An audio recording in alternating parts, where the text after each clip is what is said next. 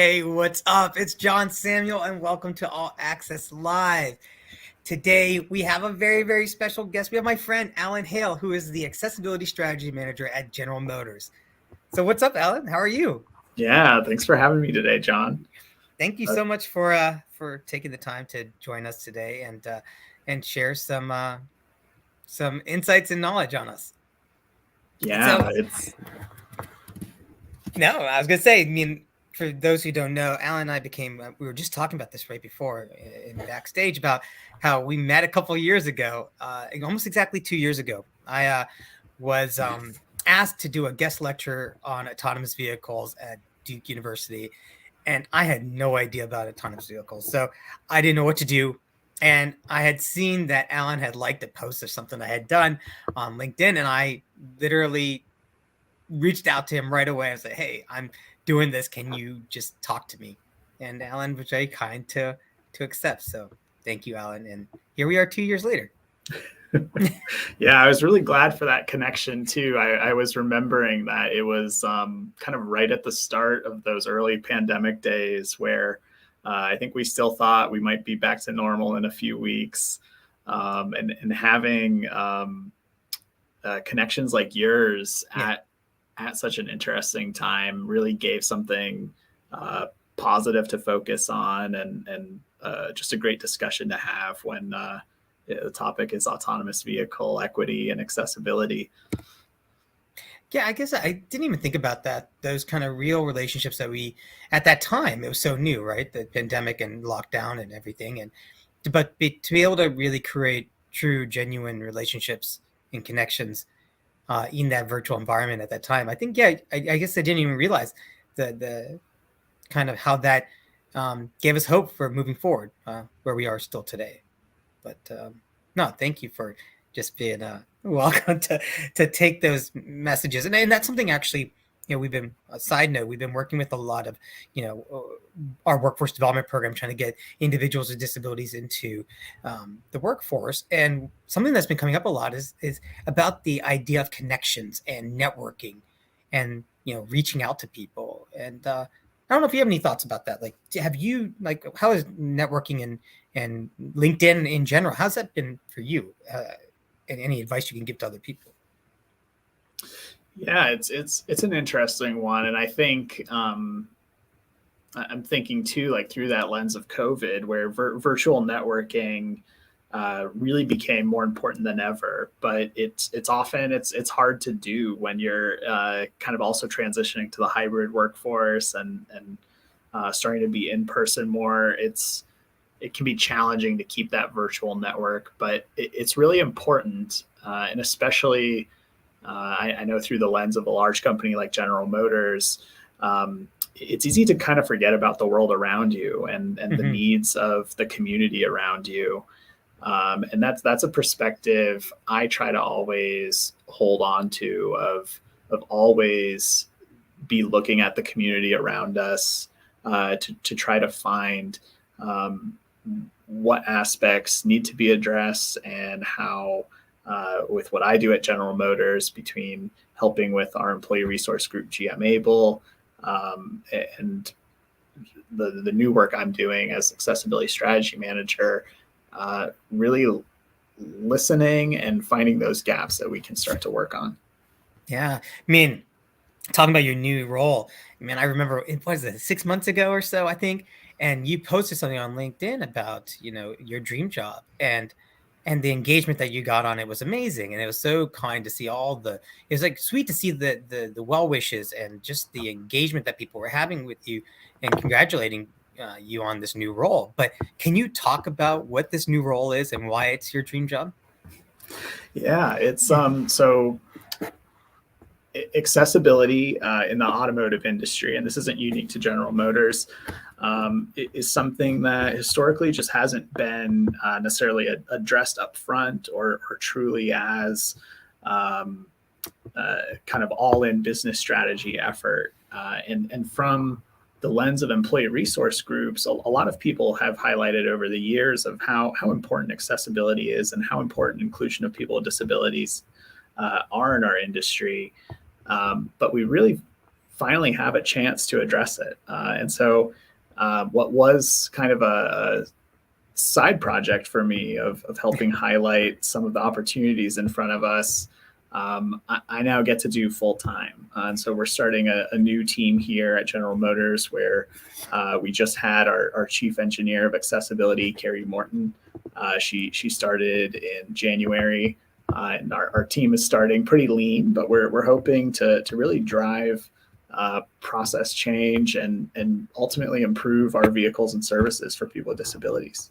That's awesome. What do you think? I mean, you mentioned it's not just like, it's not just GM, but like, what do you think is driving this change for transportation companies now to start to see the need for accessibility in terms of what traditionally mobility, in automotive was not really, seen as something that was designed for people with disabilities? It's a great question. There's a lot of factors that I think go into it. And one of the first ones when I've explained this to folks is really this public accountability is coming. We're in a era of electric vehicles and autonomous vehicles where a lot of things are changing very quickly. But there's also a lot of public engagement happening as kind of all laws and regulations are getting rewritten and refined. There's also a lot of public interfaces. So autonomous vehicles may be operating as a service, as we see a lot of folks have launched in city levels or regional pilots. Electric vehicles as well, where infrastructure is this vastly complex system that it's public, it's private, there's venture capital behind it. There's a lot of moving parts. But ultimately, it is rooted in the public space, and it's rooted on property space. So where we need to see everything starting greenfield right now. So we have an opportunity to do things right and be inclusive. And I mean, in the U.S., we're still my favorite phrase since 2021 has been we're in the fourth decade of the ADA. And I know we all know that the ADA has some shortcomings, and certainly isn't the magic pill to address all accessibility concerns. But when it comes to new businesses and new ways of thinking, accessibility is just a natural part of it. Yeah, I think you're right. I mean, as we think about new businesses, new ventures, it is a greenfield, right? This is the greenfield area that we can really, if we build accessibility in now at the forefront, we can really, it'll be much easier to just, make those tweaks and adaptations as we move forward. So, I mean, what can we expect in the automotive industry? What are some a couple, let's say 2 to 3 things that you're super excited about from an accessibility lens as we look at transportation as we move forward in mobility? Yeah, well, so maybe a little bit about my household too. I identify as a person with a disability or chronic nerve pain, but my partner has a spinal cord injury and uses a manual wheelchair. So that determines a lot of how we move around in the world. And one of the things I think she's looking forward to the most is never having to pump gas again, which is maybe her least favorite chore when it's February in Michigan and it might be 10 degrees out with 2 feet of snow outside. Luckily, with working from home a lot more, it hasn't come up as much. But for a lot of folks, the opportunity for electric vehicles to provide some real conveniences are on the table right now. Yeah, that's actually awesome, right? And again, that's not just a benefit that will only help your partner, but it'll help everyone, right? Who wants to go to a gas station? I guess gas station owners. I guess they're like, they're gonna be like, no. But I get that. But but it is right. It is that on that cold day in Detroit or cold, wet day in Florida. Why do you want to get out? And there may be a cover, but who wants to do that when you can just charge up at home? And so that's really cool. But, as we think about, the city of Detroit, you talk about those cold days in Detroit, how has the city of Detroit, kind of galvanize around accessibility and the work that y'all are doing. Yeah, and maybe this is another factor that has really, I'd say, heated up our industry is just our regional pride in disability inclusion and accessibility.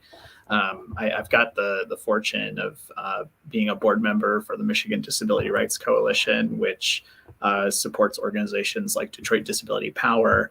And they've truly been leading this pride in making policy changes and a pride in being this unifying front for the voices of people with disabilities in the Metro Detroit region, of really addressing so many layers.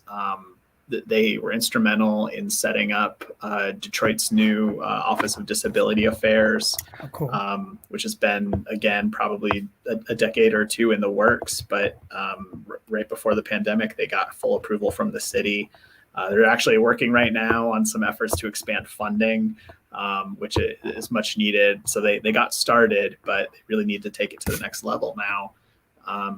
But this is a way to really start addressing things like housing in our region, Yeah. things like employment in our region, things like all the new infrastructure we've got coming in terms of parking and whatnot. They've got a long list on their radar, but it's really helping drive this community aspect. And I think that's really powerful, is to have so many people from different corners come together as neighbors. And then it's only natural that that extends to the automotive industry, because we're a part of that neighborhood as well. Yeah, I mean, I guess the automotive industry is so embedded and such a just such a big part of Detroit. It's awesome as you talk about trying to make the city and the community that pride. I think about our friend Renee Espinoza, who you and I are both buddies with over at Lazarillo, and the work that they're doing with mapping out the city to make it more accessible. But one thing you touched on is that the housing component, because I think that a lot of people don't realize the need and the importance of accessible and affordable housing, in terms of not just for people with disabilities, but the entire diversity, equity, and inclusion. Because when you talk about it, people want to tap into untapped talent resources, but if we don't have affordable housing, we're not going to get that diversity that we're looking for. And so I know this is kind of out of scope, but what are your thoughts on what's going on in Detroit in terms of affordable housing? Because it's just like I'm passionate about affordable and accessible housing. Yeah, I mean, taking off my hat of General Motors and putting on my Allen, the community member, this is really important to me as well. So I also help lead a small commission in my little town of Ferndale, Michigan, which is it's a 2 mile by 2 mile town at 9 miles, so just north of Detroit. And we've got about, I think, 20,000 residents packed into that space. And when my wife and I were searching for our first home, it took us 6 months and we really only had, I think, 5 key criteria on our checklist for what a house for us had to look like. And there's a lot of single story homes in our area, but how many, most of the construction is all from the 1950s, kind of that post World War II boom. And it was really difficult to find a place that was both what we were looking for, but also affordable, because we know to make an accessible home also takes a lot of effort. So on top of what we would buy in a home, we'd have to put almost as much money into it to renovate it. And this topic, I'm really glad we are talking about this, John, because I think this is a hot topic for a lot of friends of mine in the region as well right now, where for people who are coming into Detroit, Detroit's amazing, where we've got some really nice preserved architecture. I think there's all those myths around of the $1 home or the $1,000 home. You won't have copper wiring and you'll have a flooded basement, but it does technically exist. But a lot of those homes would require a lot to be accessible. So when we look at what does accessible and affordable housing look like in our region, it's a lot of new construction, which addresses the accessibility part, Yeah. but it definitely excludes the affordability part. And I think we know that the disability tax, as we know it, Yeah. really applies to housing, where when we talk about like things like physical mobility, you often need more space, which means more square feet, which means it's going to be more expensive to find a place that fits that. It's going to be this newer construction that's also more expensive. Yeah. So there has to be some real thought. I know of a few projects in the works right now where there's a lot of amazing work being done in the city of converting old buildings like schools and other things like that into affordable housing projects. There's one actually being proposed in my little town of Ferndale right Oh, now, really? just a mile from where I live, where it's aimed at helping seniors, but also open to any people with disabilities as well. So I want to see more of it. Yeah. And in a place like Detroit, it's much needed. No, that's so cool, man. That's cool that there are those projects because yeah, I mean, otherwise it's that pricing is it's pricing out a lot of people, and again, as we go back to transportation, moving people outside of that, moving people outside is going to further and further away from where the jobs are is just causing more like a harder and more difficult, challenging transportation issues. So kind of putting on, your GM hat again, thinking about, your work within the ERG, what has been like probably the biggest surprise for you? And kind of what is the origins of the disability ERG, which you're the vice president of, right? Yeah, I serve as the vice president of GM Able, which is it's our employee resource group at GM for people with disabilities, caregivers, and allies. It's really here to help remove barriers and foster inclusion for folks. And we've actually got a long history in terms of kind of corporate employee resource groups. GM Able was actually founded as an affinity group in 1993 Oh, called wow. GM People with Disabilities. So we're a little ahead of the game there. Oh, yeah. Way ahead. but like kind of many things, you can imagine what finding a community like that would be like in 1993. It's not that easy. You kind of have to know people. You have to have kind of the right forums to get introduced. That's definitely the era where your circle at your company was your building. Yeah. And I think this goes to maybe my biggest surprise as someone who jumped at the chance to become vice president of this ERG kind of right when I joined General Motors. Yeah. When I joined in 2020, we had about 200 people in our employee resource group. And as of last week, we have 900 people. So that's the face I give when I think about it too. And I think this has been a big indicator, and this is true of a lot of our employee resource groups at GM, where I think it's both because we're remote, and now we're also entering this hybrid state. People are looking for community, and a place like the ERG where we're all just volunteers, and we're here to help people, and we're here to host lunch and learns, and we're here to do fun events that help really highlight disability inclusion.